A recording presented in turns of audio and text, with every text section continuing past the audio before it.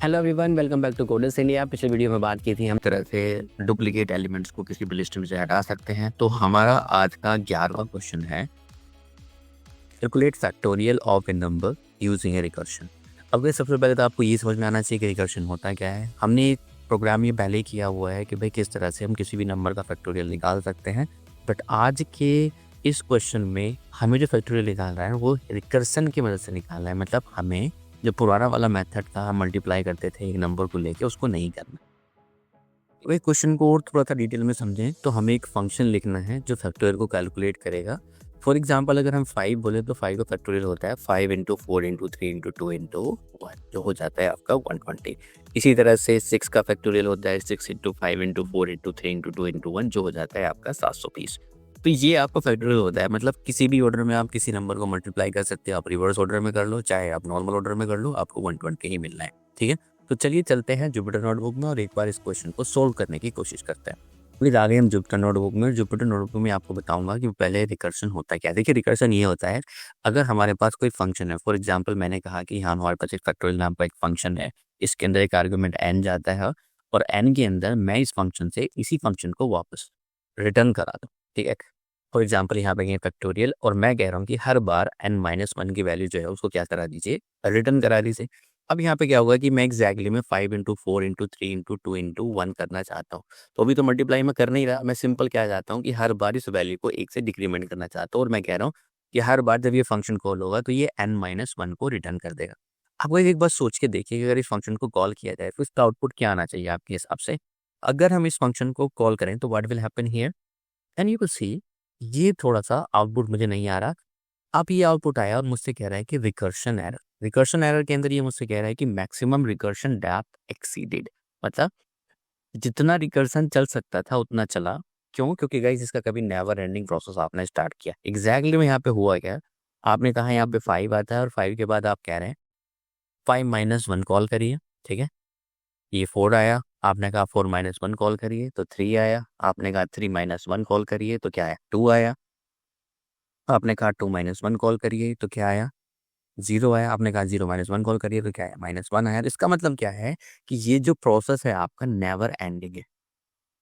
ठीक है, और नेवर एंडिंग की वजह से जो इसका रिकर्शन डेप्थ है वो रीच होगी। मतलब जितना रिकर्शन चल सकता था, जितना फंक्शन अपने आप को कॉल कर सकता था, उतना उसने कॉल किया।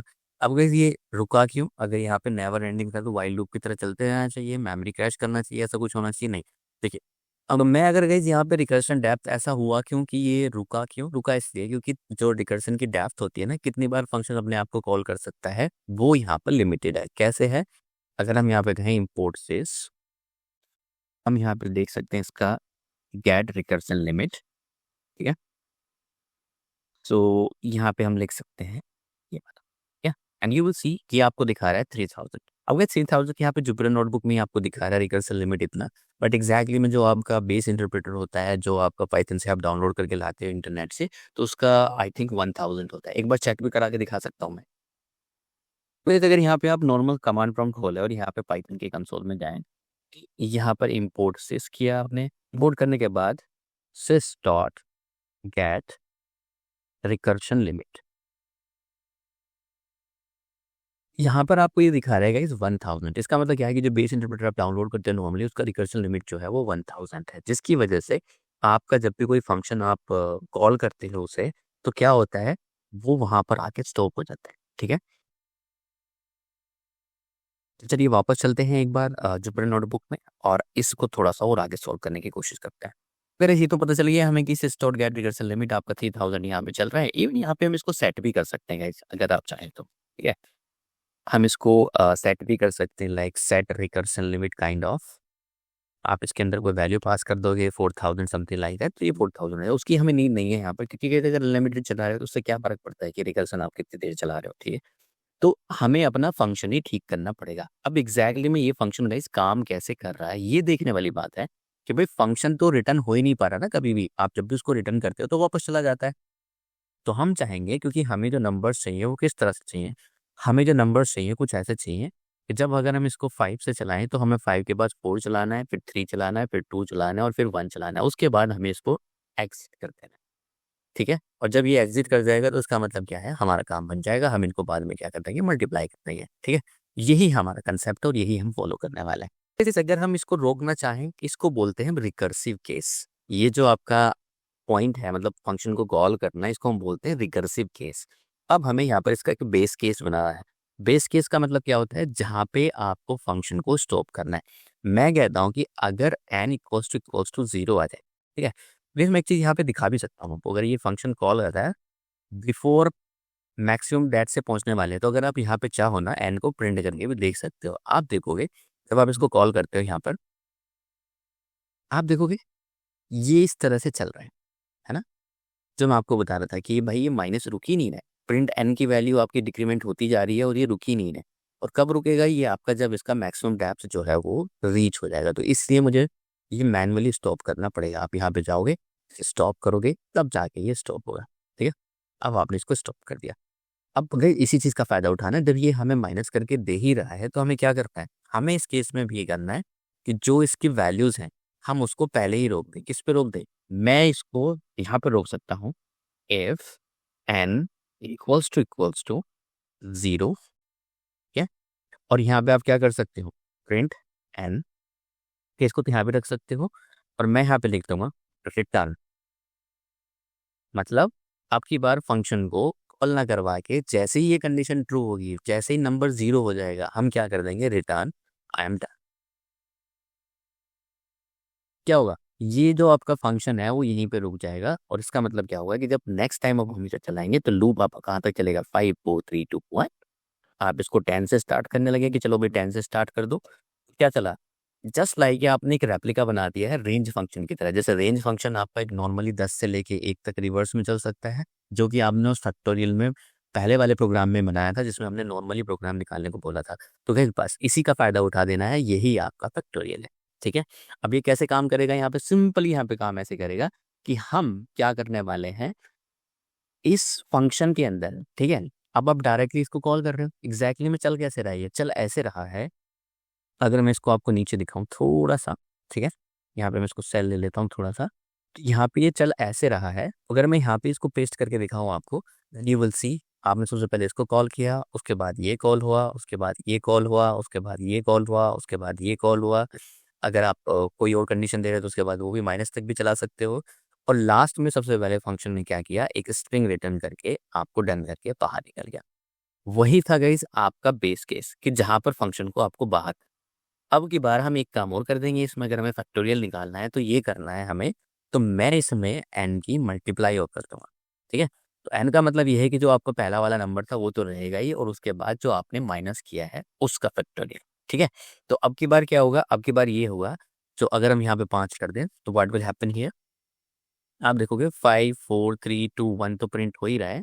हम ये कर सकते हैं, अगर हम यहाँ पे गए n इक्वल्स टू 0 और n इक्वल्स टू y, क्या? तो हम यहाँ पे क्या रिटर्न करना चाहेंगे? हम यहाँ पे केवल एक 1 रिटर्न करना चाहेंगे। 1 का मतलब ये है कि ये जो वैल्यू है, ठीक है? ये जो वैल्यू है, ये आपस में मल्टीप्लाई होके हमारा टोटल मिल जाए। तो अब की बार जो हम नॉर्मली प्रिंट कर रहे थे, तो अब हमें क्या करना है? 5 इंटू 4 इंटू 3 इंटू 2 इंटू 1, जिसकी वजह से आपको क्या मिलेगा अब की बार? 120। और 120 मिलने से आपका फैक्टोरियल जो है वो कैलकुलेट कर जाएगा।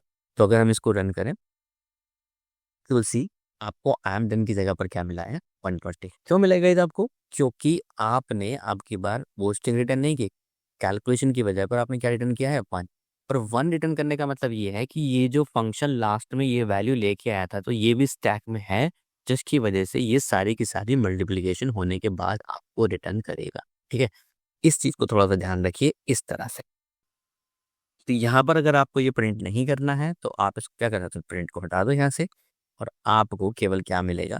फैक्टोरियल मिल जाएगा। आप यहाँ पे 120 6 करना है आपको यहाँ पे, आप यहाँ पे 6 कर दो, आपको जो है वो 720 मिल जाएगा। तो इस तरह से गाइस एक छोटा-सा लॉजिक है ये आपका, जहाँ पर आपके फंक्शन को रिटर्न कराना होता है और आप फंक्शन को रिटर्न कर देते हैं। ठीक है? अब गाइस एक चीज़ और, जो हमने यहाँ पे 0 लिया, आप सोच रहे होंगे कि हमने यहाँ पे 0 क्यों लिया है? हमने 0 इसलिए लिया है क्योंकि गाइस फैक्टोरियल जो है वो 0 का 1 होता है, तो हम उसको मल्टीप्लाई नहीं करना चाहेंगे 0 और 1 के बीच में, तो डायरेक्टली हम क्या कर देंगे यहाँ पे? रिटर्न 1। तो इसके 2 फ़ायदे हुए हमें, एक तो रिटर्न 1 करने का कि भई जो लास्ट मल्टीप्लिकेशन होगा वो 1 से हो जाएगा और जो कि उस नंबर पे कोई फ़र्क नहीं पड़ेगा। आपने कहा 5 × 4 × 3 × 2 × 1 और जैसे ही बेस केस यहाँ पे आएगा ये वाला 1 तो क्या हो जाएगा आपको 120 मिल जाएगा। ठीक है। और दूसरा अगर इस फंक्शन के अंदर डायरेक्टली 0 पास कर तो पहले ही यहाँ पर रिटर्न होने से पहले, ठीक है, यहाँ पर जाने से पहले ये फंक्शन यहाँ पे ही रिटर्न कर जाएगा क्या 1। तो अगर यहाँ पे हम 0 लिख दें तो ये क्या रिटर्न कर जाएगा 1। इसीलिए हमने वहाँ पर ऊपर लिखा है क्या कि भाई अगर n 0 भी आ जाता है मतलब यहाँ पे n की वैल्यू अगर 0 हो जाती है तो भी क्या रिटर्न कर देना है 1 क्योंकि 0 का फैक्टोरियल आपका 1 ही होता है। और ये किसके लिए है, ये इसके लिए है कि अगर वैल्यू जो है आपकी 1 से बड़ी है तो हम क्या करते जाएंगे वैल्यू को माइनस करते जाएंगे और माइनस करने के बाद हमें इस तरह का फैक्टोरियल यहाँ पे मिल जाए। ठीक है। तो दूसरा अगर मैं इसको थोड़ा-सा एक आपको दिखाना चाहूँ कि किस तरह से ये काम करता है, तो हम थोड़ा-सा विजुअली भी इसको देख सकते हैं। फिर अगर मैं यहाँ पे 0 नहीं लिखता हूँ, तो क्या होगा? आपने कहा कि केवल 1 पे ही आप इसको रोकोगे और जब इसको 1 पे आप रोकोगे तो इसका मतलब क्या होगा? 0 को तो पहले ही यहाँ पे जाएगा, ये कंडीशन ट्रू नहीं होगा, 0 माइनस 1 कर देगा। तो जिसकी वजह से ये क्या होगा कि फिर वापस से उसी इनफाइनाइट लूप के अंदर चला जाएगा। ठीक है? तो वही आपकी मैक्सिमम रिटर्न डेप्थ जो है वो एक्सीड हो जाएगी और जिसकी वजह से नहीं जा पाएगा। अगर यहाँ पे मैं आपको प्रिंट करके भी दिखा दूँ कि अभी हुआ क्या यहाँ पे एग्जैक्टली, हुआ ये कि ये माइनस में जाना शुरू हो गया लाइक दैट। तो इसीलिए हमने यहाँ पे लिखा है कि अगर हमारा n 0 हो जाए या फिर n इक्वल्स टू 1 हो जाए तो मुझे क्या करना है, ये वैल्यू जो है इस तरह से प्रिंट करनी है और आपको फैक्टोरियल जो है वो मिल जाए। 0 का फैक्टोरियल 1 होने की वजह से हमने ये 2 कंडीशंस यहाँ पे लिखी हैं। तो गाइस आई होप ये क्वेश्चन आपको समझ में आ गया है। अगर नहीं भी आया तो एक बार वीडियो को दोबारा देख लीजिए तो डेफिनेटली समझ में आ जाएगी क्योंकि इतनी बड़ी बात है नहीं इसमें। सिंपल सी बात इतनी है कि इसको थोड़ा-सा ध्यान में रखिए कि ये आपका रिकर्सिव कॉल होता है, ये चलता रहेगा जब तक कि आप उसे कहीं पर रोकोगे नहीं। तो आप उसे कहाँ रोक रहे हो? n इक्वल्स टू 1 पे और n इक्वल्स टू 0 पे। ठीक है? तो गाइस आई होप ये क्वेश्चन आपको समझ में आया है तो एक बार इसको हम नॉर्मल वे में लिख सकते हैं एक नेम इक्वल्स टू मेन के साथ। तो एक बार मैं इनको हटा देता हूँ। तो इज अगेन यहाँ पे आप टैब स्टार्ट करिए, माई फैक्टोरियल लिख देता हूँ मैं, थोड़ा सा डिफ्रेंशिएट करना है मुझे यहाँ पे। तो फैक्टोरियल इसका आपने नाम रख दिया फंक्शन का, यहाँ पे आपकी की एक नंबर आएगा। ठीक है, एन ले सकते हो, इस नंबर ऊपर मैंने नैन लिख दिया, नीचे यहाँ पे नंबर लिख दिया है।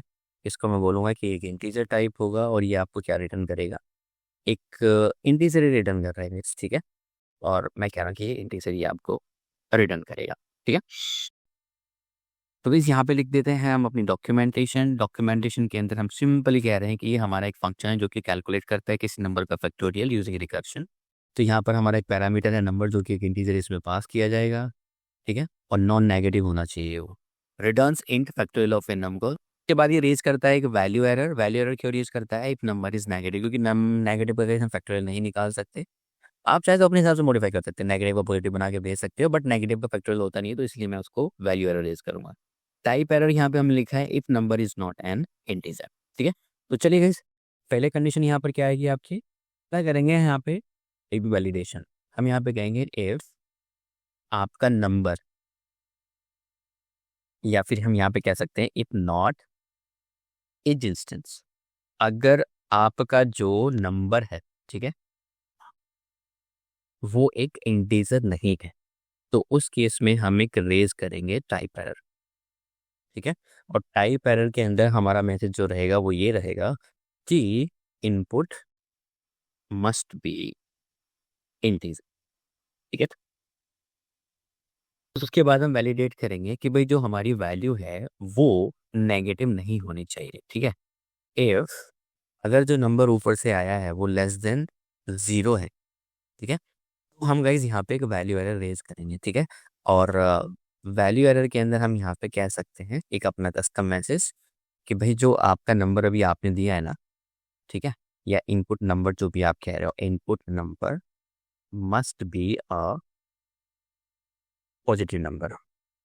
ठीक है, तो लेस देन 0 वाले को हम एक्सेप्ट ही नहीं करेंगे। ठीक है, उसके बाद आप क्या करोगे, सिंपल यहाँ से आपका लॉजिक स्टार्ट हो जाएगा। आपने फंक्शन ऊपर लिख ही रखा है तो इस फंक्शन को यहाँ पे उठा के आप रख दोगे और यहाँ पे आने के बाद इसको सिंपल ये करोगे। ठीक है, डन।